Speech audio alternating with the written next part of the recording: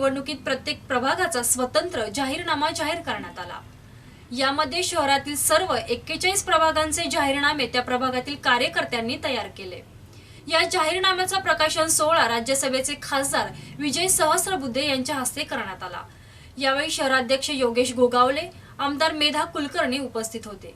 पुणे शहर भाजपाच्या वतीने या पालिका निवडणुकीत प्रत्येक प्रभागाचा स्वतंत्र जाहीरनामा जाहीर करण्यात आला। यामध्ये शहरातील सर्व 41 प्रभागाचे जाहीरनामे त्या प्रभागातील कार्यकर्त्यांनी तयार केलेत। या जाहीरनाम्याचे प्रकाशन राज्यसभेचे खासदार विजय सहस्त्रबुद्धे यांच्या हस्ते करण्यात आले।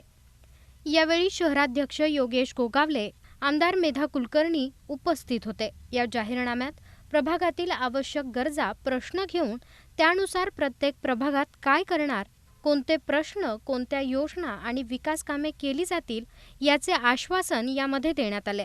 प्रत्येक प्रभागात ज्येष्ठांसाठी विरंगुळा केंद्र, छोटे सांस्कृतिक केंद्र, कला दालन, महिलांसाठी उद्योग गट, बालोद्यान, अग्निशमन केंद्र, ओल्या कचऱ्यावर प्रक्रिया करण्यासाठी छोटा प्रकल्प याचेही आश्वासन यामध्ये देण्यात आले।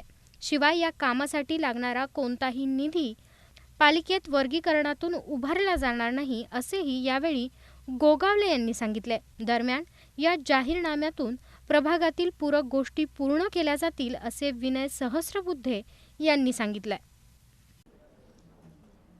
भारतीय जनता पार्टीचे आमचे पंतप्रधान नरेंद्रभाई मोदी हे वारंवार एक कोऑपरेटिव्ह फेडरलिझमचा उल्लेख करतात।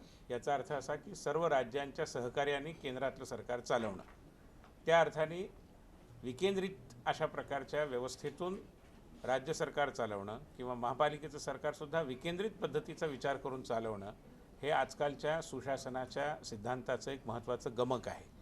आणि त्यामुळे सुशासनाची संकल्पना ही वरून खाली न येता खालून वर जायची असेल तर नागरिकांना त्यांच्या प्रभागात ज्या अडचणी भेडसावतात त्याचा विचार प्राधान्याने व्हायला पाहिजे। मग त्याचा एकात्मिक शहर म्हणून देखील विचार करता येऊ शकतो। आणि म्हणून भारतीय जनता पार्टीच्या पुणे शाखेने खूप विचारपूर्वक आणि योजनाबद्ध पद्धतीने आधी प्रभागांमधून लोकांच्या सूचना मागवल्या, लोकांच्या दैनंदिन जीवनातल्या अडचणींच्या संबंधामध्ये एक जाण निर्माण केली आणि त्यातनं प्रत्येक प्रभागासाठीचा स्वतंत्र, तसंही आत्ता आपण व्यवस्थापन शास्त्रामध्ये वन साईज फिट्स ऑल हे योग्य नाही असं मानतो। आणि त्यामुळे पुण्याच्या सोमवार पेठेचे जे प्रश्न आहेत ते कोथरूडचे नाही आहेत आणि पर्वती भागाचे जे प्रश्न आहेत ते शिवाजीनगरचे नाही आहेत।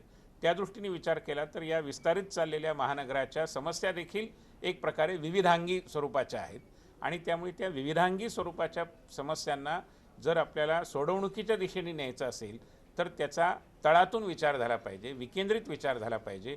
आणि पुणे शहराच्या भारतीय जनता पार्टीच्या कार्यकर्त्यांनी ज्या पद्धतीने हा प्रभागनिहाय जाहीरनामा, वचननामा, विकासनामा, त्याला काही नाव द्या, पण हा जो उपक्रम केला आहे तो मला असं वाटतं की नागरी जीवनाची गुणवत्ता सुधारण्याच्या दिशेने टाकलेलं एक अतिशय महत्त्वाचं पाऊल आहे। प्रतिनिधी Rohan Gawali, bureau report, Pune metro, Pune.